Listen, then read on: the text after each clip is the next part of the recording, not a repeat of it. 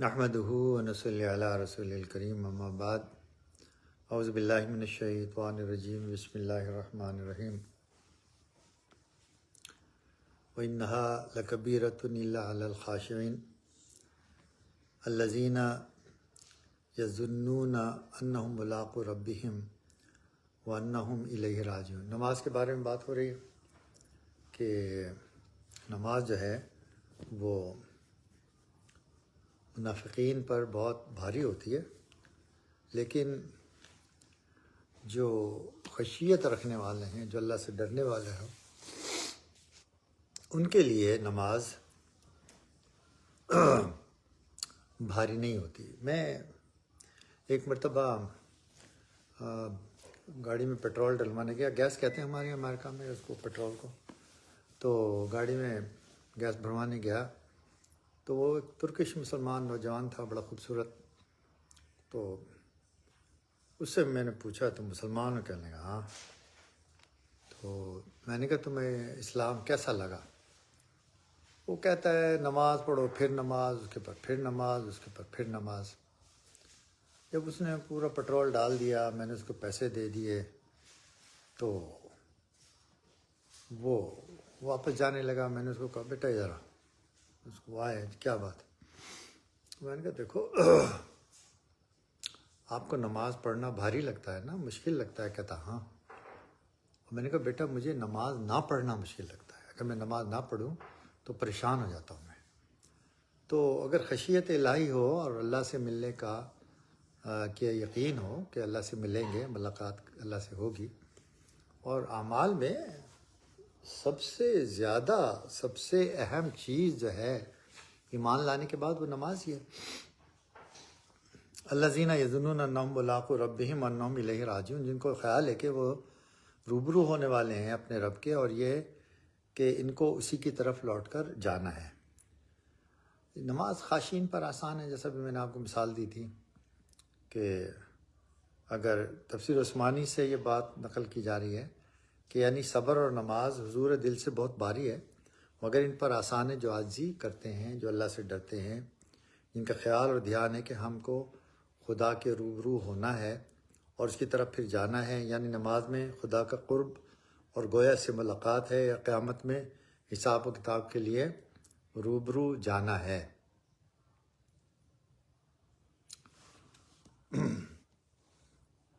نبی صلی اللہ علیہ وسلم نے فرمایا کہ نماز میری آنکھوں کی ٹھنڈک ہے، اور یہ صلاۃ و معراج المومنین، اور نماز مومن کی معراج ہے۔ فخر موجودات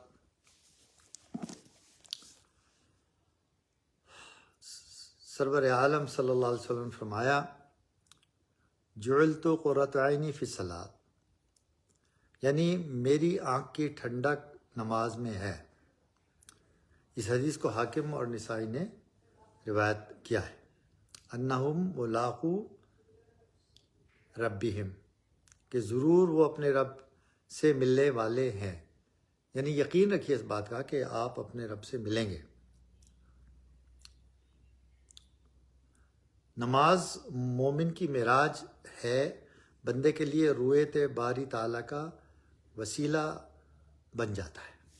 وَمِنَ اللَّيْلِ فَتَہَجَّدْ بِهِ نَافِلَةً لَكَ عَسَىٰ أَن يَبْعَثَكَ رَبُّكَ مَقَامًا مَحْمُودًا، یعنی رات کے کچھ حصے میں تہجد پڑھو، یہ تمہارے لیے فرض زائد ہے، ان قریب تمہارا رب مقام محمود میں کھڑا کرے گا۔ یعنی نبی صلی اللہ علیہ وسلم کے اوپر 6 نمازیں فرض تھیں، ہم پر 5 فرض ہیں۔ تہجد نبی صلی اللہ علیہ وسلم کے اوپر فرض تھی،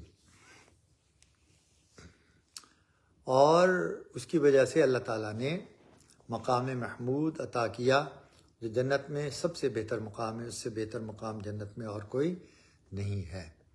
تو نماز جو ہے وہ جنت کی کنجی ہے، جنت میں داخل کرنے والا عمل ہے۔ تو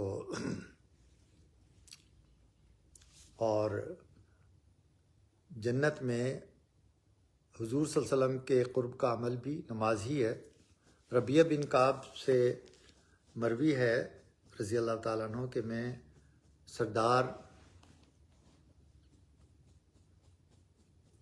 سرور دو عالم صلی اللہ علیہ وسلم کے قریب سویا کرتا تھا۔ ایک رات کا ذکر ہے کہ میں حضور صلی اللہ علیہ وسلم کے پاس وضو کا پانی اور بعض حاجت کی چیزیں لایا تو حضور صلی اللہ علیہ وسلم نے فرمایا، مانگ کیا مانگتا ہے، مانگ کیا مانگتا ہے۔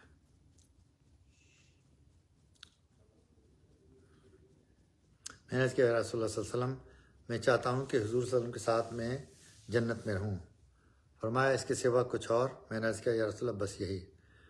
فرمایا اگر یہی مطلوب ہے تو یہ ہمت کر کے کثرت سے سجدے کیا کر، کثرت سے نوافل پڑھا کر۔ اس کو مسلم نے روایت کیا، یعنی جو شخص نمازیں زیادہ پڑھتا ہے، نفلیں زیادہ پڑھے گا، اس کو حضور صلی اللہ علیہ وسلم کا قرب زیادہ نصیب ہوگا۔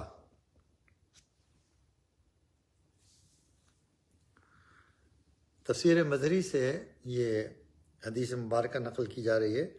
ابو ہریرہ رضی اللہ تعالیٰ عنہ سے مروی ہے کہ رسول اللہ صلی اللہ علیہ وسلم نے فرمایا کہ سب حالتوں میں سجدے کی حالت خدا تعالیٰ سے زیادہ قرب کی ہے۔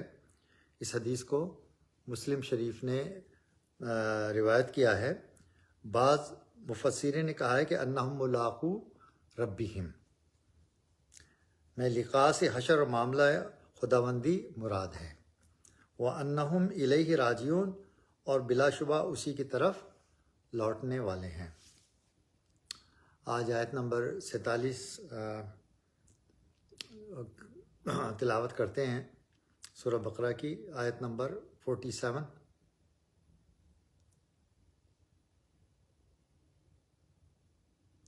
یا بنی اسرائیل اذکروا نعمتی التی انعمت علیکم وانی فضلتکم علی العالمین۔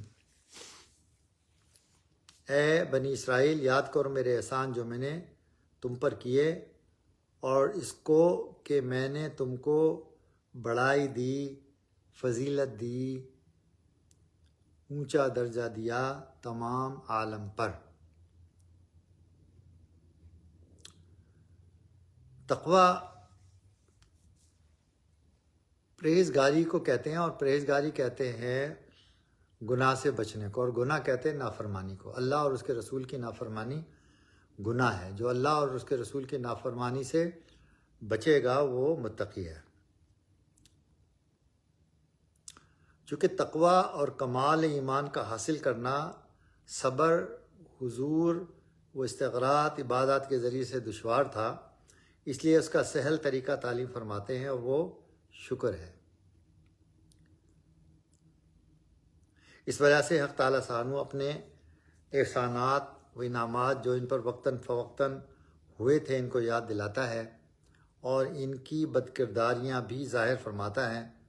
انسان بلکہ حیوانات تک میں یہ مضمون موجود ہے کہ اپنے منعم کی محبت اور اس کی اطاعت دل نشیں ہو جاتی ہے، اور چند رکوع میں اس مضمون کو شرح و بسط کے ساتھ بیان فرمایا گیا ہے۔ اہل عالم پر فضیلت کا یہ مطلب ہے کہ جس وقت سے بنی اسرائیل کا وجود ہوا تھا، اس وقت سے لے کر اس خطاب کے نزول تک تمام فرقوں سے افضل رہے، کوئی ان کا ہم پلہ نہ تھا۔ جب انہوں نے نبی آخر زماں اور قرآن کا مقابلہ کیا تو وہ فضیلت بالکل جاتی رہی۔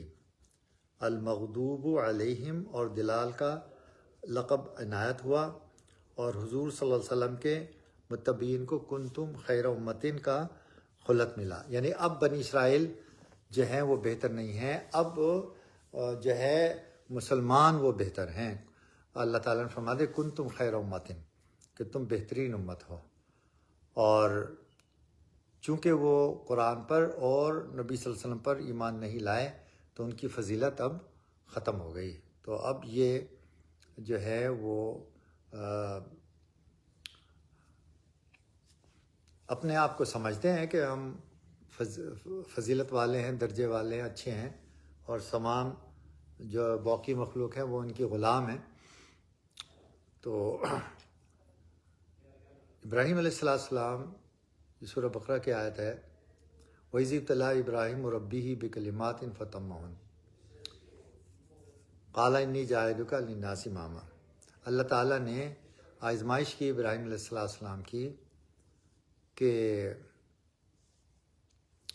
اور وہ ہر آزمائش میں پورے اترے، تو اللہ تعالیٰ نے ان کو ابراہیم علیہ السلام کو کہا کہ میں آپ کو لوگوں کا امام بناتا ہوں۔ تو اس وقت جو 3 بڑے مذہب ہیں، عیسائی، یہودی اور مسلمان، ان تینوں کے جو پیشوا ہیں اور جو امام ہیں وہ ابراہیم علیہ السلام ہیں۔ یہ تینوں مذہب کے دادا ہیں اور بڑی فضیلت ہے ان کی۔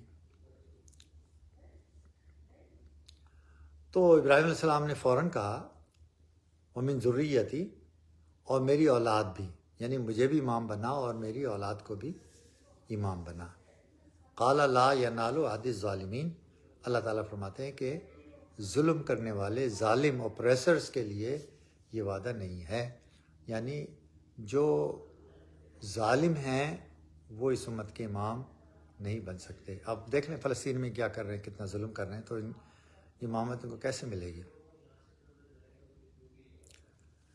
مسانید اور سنن میں مروی ہے، حضور صلی اللہ علیہ وسلم فرماتے ہیں تم 70ویں امت ہو اور سب سے بہتر اور بزرگ ہو۔ یہ بات تفسیر ابن کثیر میں نقل کی گئی ہے۔ اللہ تعالیٰ کی نعمتوں اور اپنی تقصیروں کو یاد کرو، اور حیا ایمان کا ایک درمیانی اور مرکزی شعبہ ہے جس پر ایمان کے باقی شعبے گھومتے ہیں۔ چنانچہ ارشاد فرماتے یا بنی اسرائیل اذکروا نعمتی اللتی انعمت علیکم، اے بنی اسرائیل یاد کرو تم میری ان خاص نعمتوں کو جن کا میں نے خاص تم پر انعام کیا ہے۔ اور پھر اپنی جناتیوں پر نظر کرو کہ کیا ان نعمتوں کا یہی حق تھا جو تم کر رہے ہو، اور ہماری اس تذکیر اور یاد دہانی کی نعمت کو بھی یاد کرو کہ ہم نے تم کو خواب غفلت سے جگایا۔ حضرت یعقوب علیہ السلام سے لے کر حضرت عیسیٰ علیہ السلام تک تمہارے ہی خاندان سے انبیاء مبعوث ہوتے رہے، اور توریت اور انجیل اور زبور سب تمہارے ہی خاندان میں نازل ہوئی۔ تمہارا ہی خاندان نبوت اور رسالت اور امامت اور حکمت کا مخزن رہا۔ غرض یہ ہے کہ اس وقت تک تم ہی کو تمام عالم پر بزرگی اور برتری اور فضیلت حاصل رہی۔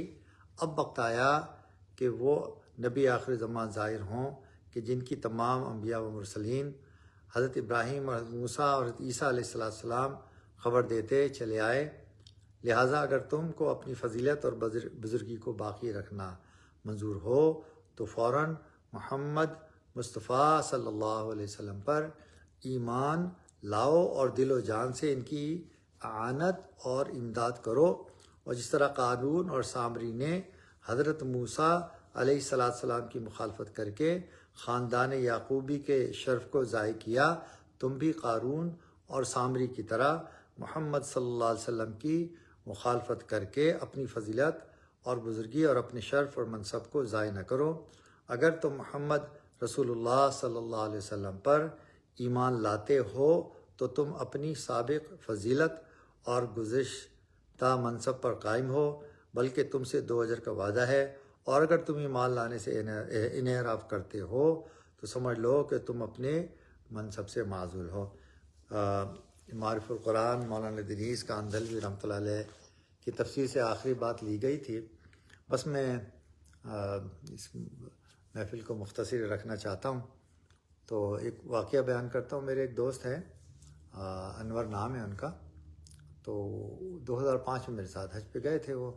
ہم اس وقت دارالسلام ایک گروپ ہے، ایجپشن ہیں یہ، اور میں ان کا امام بھی رہا ہوں اور میں بھی گروپ میں شامل ہوتا تھا۔ تو جب یہ ان کا انور کا جو پارٹنر ہے وہ یہودی ہے، وہ نیو جرسی میں، ہمارے جو اسٹیٹ ہے وہ نیو یارک ہے، صوبہ نیو یارک، اور برابر اس کے نیو جرسی ہے۔ تو یہ اس نے حلق نہیں کرایا تھا، قصر کرایا تھا۔ تو وہ اس کا پارٹنر کہنے لگا تم تو حج کر کے نہیں آئے. تو کہنے لگا کہ تمہیں کیسے پتا؟ کہنے لگے تمہارے تو بال سر تم نے گنجا نہیں کرایا. کہنے لگے تمہیں کیسے پتا کہ وہ حج کے بعد سر گنجا کرتے ہیں؟ کہنے لگا ہاں. کہنے لگا مجھے تو یہ بھی پتا ہے کہ محمد اللہ کے سچے رسول ہیں، اور مجھے تو یہ بھی پتا ہے کہ محمد صلی اللہ علیہ وسلم جو ہے وہ آسمانوں پر گئے اور اللہ سے انہوں نے ملاقات کی. کہنے لگا اگر تمہیں اتنا سب کچھ پتہ ہے تو تم پھر مسلمان کیوں نہیں ہو جاتے اور اسلام کیوں نہیں لے آتے؟ کہنے لگا کہ اس نے اپنی جلد کو پکڑا ایسے کہ وہ ہم میں سے نہیں ہے، یعنی وہ بس اس بات سے گمراہ ہے کہ وہ ہماری نسل میں سے نہیں ہے. بس اللہ تعالیٰ جس کو بھی سمجھ دے، توفیق دے، اس کو اللہ ہدایت نصیب فرماتے ہیں. وَمَن يُرِدِ بِاللَّهِ بِخَيْرٍ يَفَقِّهْ فِي الدِّينِ. اللہ تعالیٰ جس کو دین کی سمجھ دیں، اللہ تعالیٰ جس کے ساتھ بھلائی کا ارادہ کرے اس کو دین کی سمجھ عطا فرما دیتے. اللہ تعالیٰ ہمیں کلام پاک کو پڑھنے کی، اس کو سمجھنے کی اور اس پر عمل کرنے کی توفیق عطا فرمائے. وآخر دعوانا ان الحمد للہ رب العالمین. السلام علیکم ورحمۃ اللہ وبرکاتہ.